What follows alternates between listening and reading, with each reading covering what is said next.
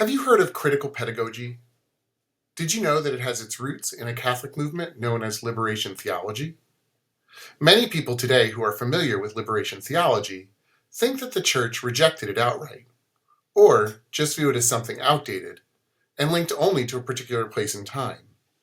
But that's not the full story. Before we get into that, let me tell you just a little bit about myself. I've been a public school educator for over 20 years now. I currently teach middle school, but I've also served as a district level administrator, supervising teachers and curriculum as well. I've been involved in curriculum initiatives and various professional organizations at the local, regional, and state levels here in my home state of New York. I'm also a doctoral student studying applied Catholic theology. My current area of study is the Catholic vocation of teaching, particularly as lived out in the area of public school education. In this short series of videos, I hope to examine the Catholic roots of critical pedagogy, its links to Latin American theology, and how Catholics who work in public school settings, like myself, should approach critical pedagogy. All of this is in an ongoing effort to better understand the vocation of teaching, specifically as it relates to public school education in our current place and time. This is going to be the first of 3 short videos on critical pedagogy. Specifically, we'll look at the roots of the Catholic theological movement known as Liberation Theology. What is Liberation Theology? Liberation Theology was born out of the poverty, inequality, and political oppression of mid-20th century Latin America. In the mid-1950s, a group of bishops from throughout Central and South America got together to form a group known as CELAM, which was an acronym for the Spanish translation of Bishops' Council of Latin America. CELAM had some fairly consequential meetings, particularly their meeting in Medellin, Colombia in 1968, and their meeting in Puebla in 1975. It was through these meetings that the concept of the preferential option for the poor was developed. One of the most significant figures to come out of the Latin American Church at this time was Gustavo Gutierrez. As the author of the book, A Theology of Liberation, Gutierrez is considered by many to be the father of liberation theology. What distinguished liberation theology from other Catholic theologies was its understanding of praxis, a unity of the lived experience of a people and the reflection on that experience. Liberation theologians believe that theology came from lived experience. This is in contrast to the scholastic practice of theology, which liberation theologians viewed as too theoretical and detached from lived experience. As part of their method, liberation theologians turned to Marxist analysis and reliance on social sciences. As you can imagine, the Church was not particularly fond of the idea that Marxist philosophy would be used in any way to develop a Christian theology. In 1984, the CDF, which is the doctrinal office at the Vatican, issued an instruction on certain aspects of the theology of liberation, and then followed that up with an instruction on Christian freedom and liberation in 1986. Contrary to what many believe, the Vatican did not outright condemn liberation theology with these documents.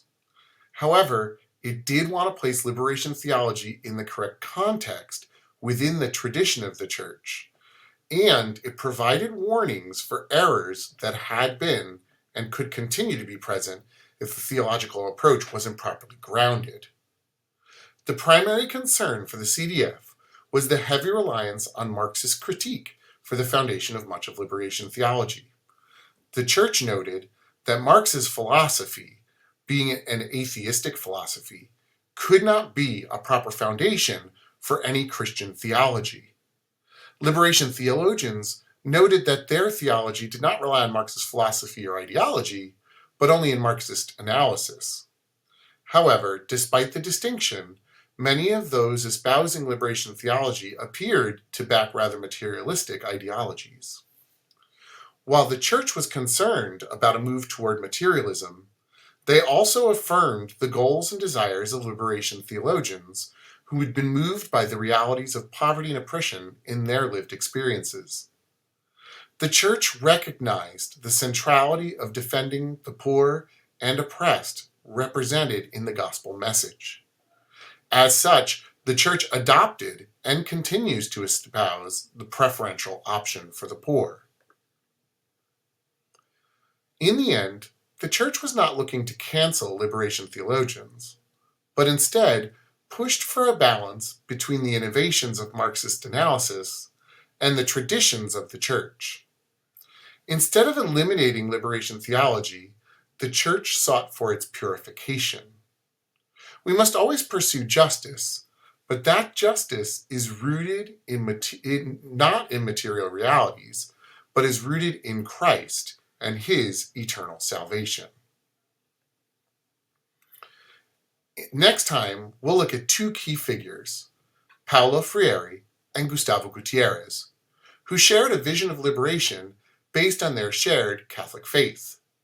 Gustavo Gutierrez's vision was focused on theology, while Paulo Freire's was focused on pedagogy. The focus on liberation present in both of their work echoes the gospel message about the poor and marginalized, and should motivate and influence anyone working with people who are oppressed or on the margins of society today. As Catholics, we need to remember that we should pursue social justice as called for in the gospel. This justice should always be rooted in the salvation offered by Christ.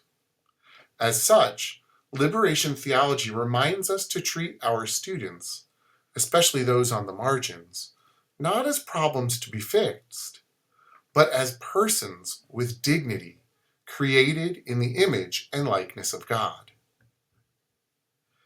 As Catholic educators in public schools, we embody the preferential option for the poor by recognizing the dignity of all our students.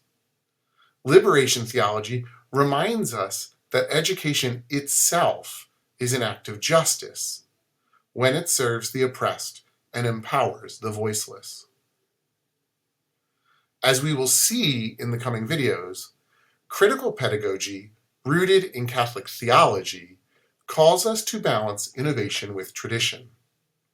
We pursue justice through education, grounded always in Christ's message of dignity, redemption, and hope for all people, especially those whose society has marginalized.